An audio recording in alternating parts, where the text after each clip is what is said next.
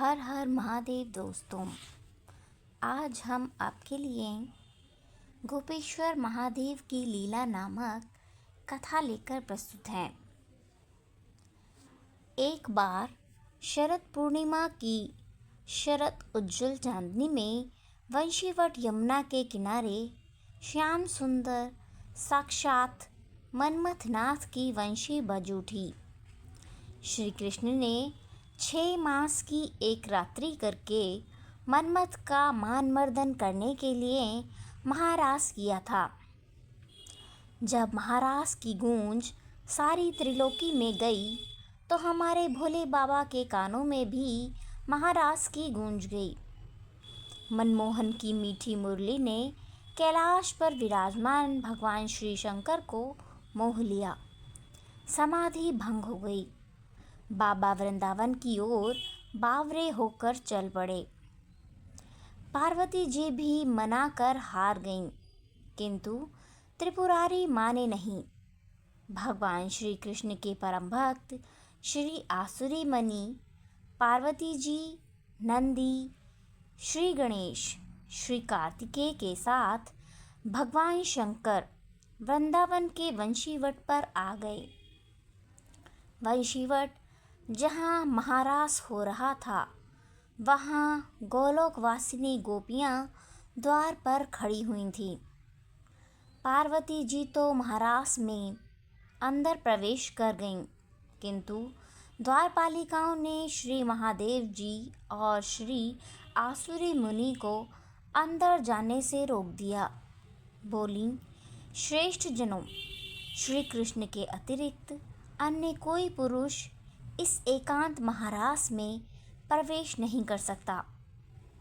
श्री शिव जी बोले, देवियों, हमें भी श्री राधा कृष्ण के दर्शनों की लालसा है, अतः आप ही कोई उपाय बतलाइए जिससे कि हम महाराज के दर्शन पा सकें।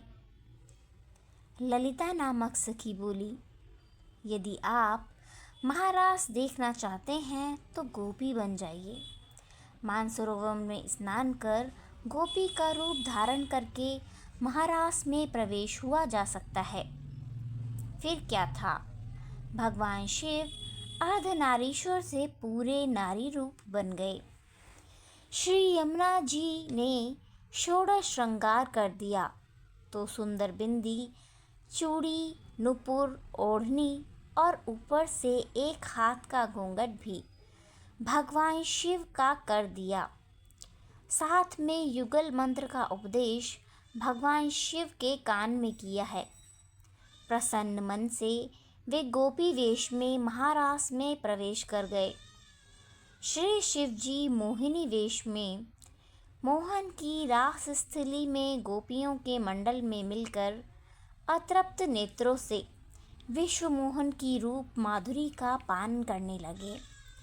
नटवर वेशधारी श्री रास विहारी, रासेश्वरी, रसमयी श्री राधा जी एवं गोपियों को नृत्य एवं रास करते हुए देख नटराज भोलेनाथ भी स्वयं ताथा-थैया करने लगे और नाच उठे।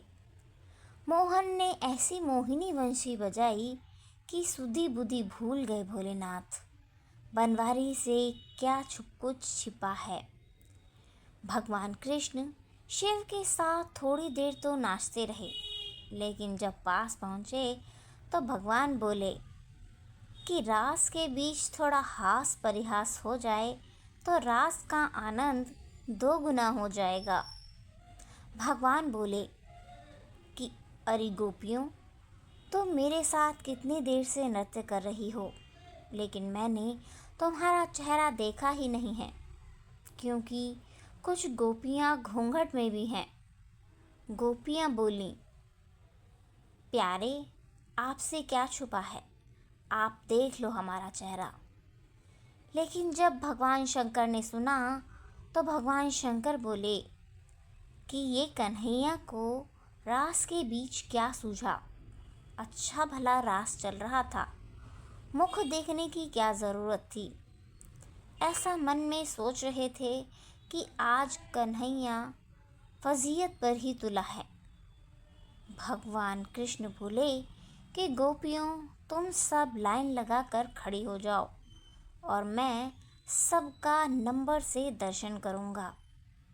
भगवान शिव बोले, अब तो काम बन गया।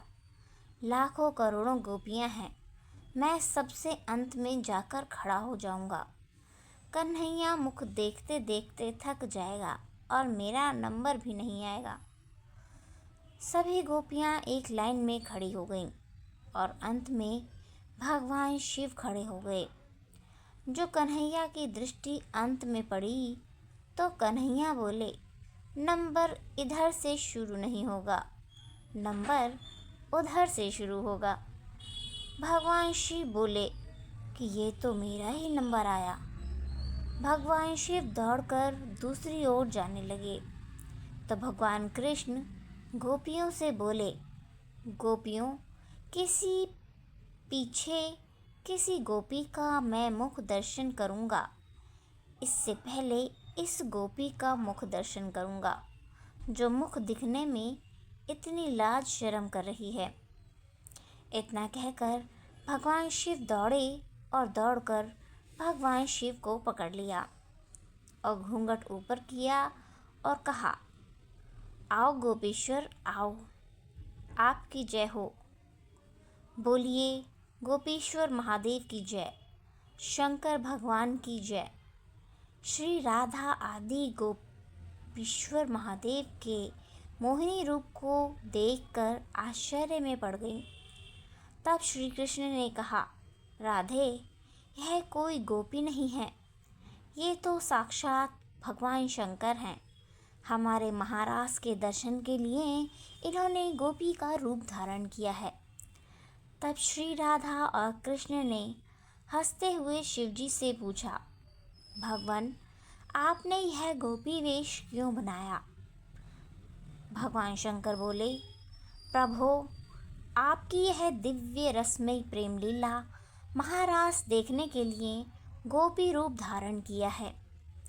इस पर प्रसन्न होकर श्री राधा जी ने श्री महादेव जी से वर मांगने को कहा तो श्री शिव जी ने यह वर मांगा, हम चाहते हैं कि आप यहाँ दोनों के चरण कमलों में सदा ही हमारा वास हो।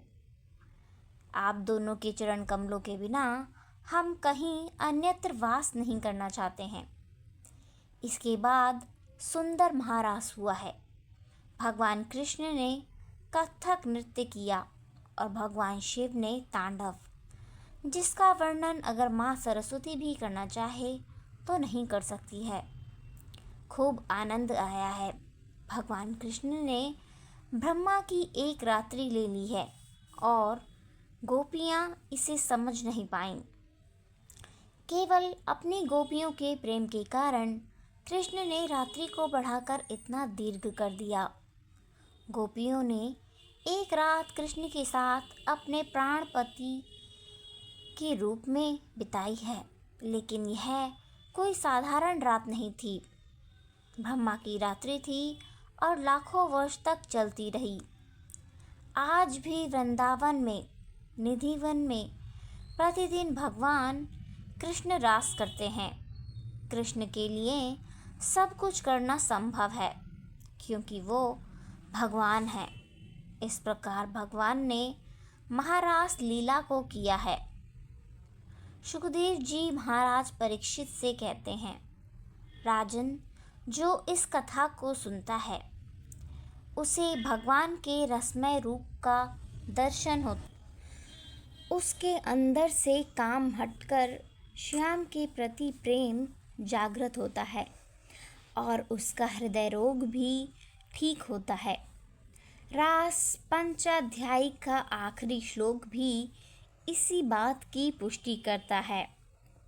विक्रीडितं व्रतवधू शीरिदं च विष्णोः श्रद्धाविन्तो अणुणु यादर्थं येघः भक्तिं परां भगवती प्रतिलभ्य कामं हृदयोंगां श्विनी नोत्य चिरेण धीरः।